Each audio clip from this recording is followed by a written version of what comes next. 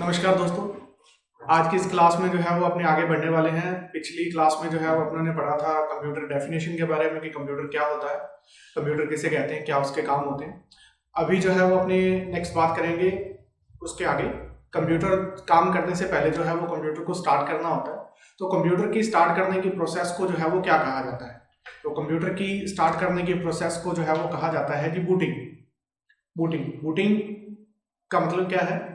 Booting क्या है, जैसे आप लिख लीजिए कि बूटिंग क्या है। क्वेश्चन, बूटिंग क्या है? तो बूटिंग है कंप्यूटर को स्टार्ट करना। कंप्यूटर को स्टार्ट करने को अपने कहते हैं बूटिंग। अच्छे से नोट डाउन कर लें। फिर आगे बढ़ते हैं अपने बूटिंग से रिलेटेड कि बूटिंग जो है वो कितनी तरह की होती है, बूटिंग के टाइप्स क्या हैं। तो booting are two types. Booting जो है वो दो तरह की है। कौन कौन सी है? ओल्ड बूटिंग और वॉर्म बूटिंग। दो तरह की बूटिंग है, दोनों लिख लीजिए, कोल्ड बूटिंग और वॉर्म बूटिंग। लिख लिया जी। अब अपने लिखें कि कोल्ड बूटिंग क्या होती है। कोल्ड बूटिंग क्या होती है? कोल्ड बूटिंग होती है कंप्यूटर को नॉर्मल स्टार्ट करना। नॉर्मल मतलब कि कंप्यूटर स्विच ऑफ था, बंद था, आप जो जाके मेन स्विच से जो है वो ऑन किया और कंप्यूटर को स्टार्ट किया, तो उसे कहा जाता है कोल्ड बूटिंग। फिर वॉर्म बूटिंग क्या है? वॉर्म बूटिंग होती है चलते हुए कंप्यूटर को दोबारा से स्टार्ट करना। दोबारा से स्टार्ट करेंगे यानी कि रीस्टार्ट करना।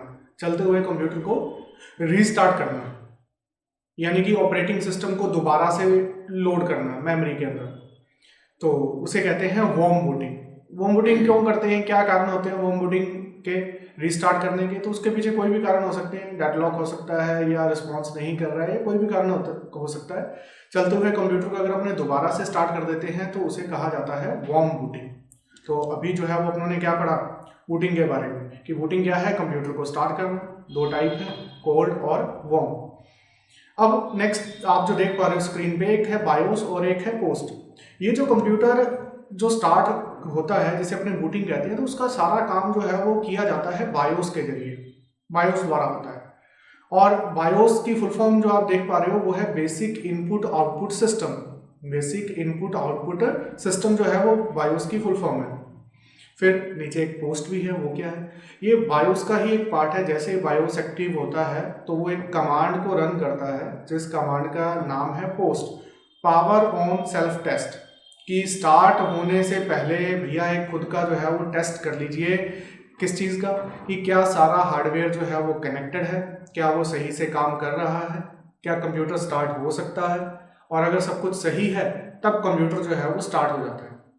तो बूटिंग की प्रोसेस मेन जो होती है वो होती है बायोस द्वारा, और बायोस जो है वो कमांड को रन करता है पोस्ट को, और सब कुछ सही है देन मेमोरी से ऑपरेटिंग सिस्टम को लोड किया जाता है मेमोरी के अंदर, रैम के अंदर ऑपरेटिंग सिस्टम। आगे बढ़ेंगे अपनी, आपको उम्मीद करते हैं पता भी होगा ऑपरेटिंग सिस्टम क्या होता है।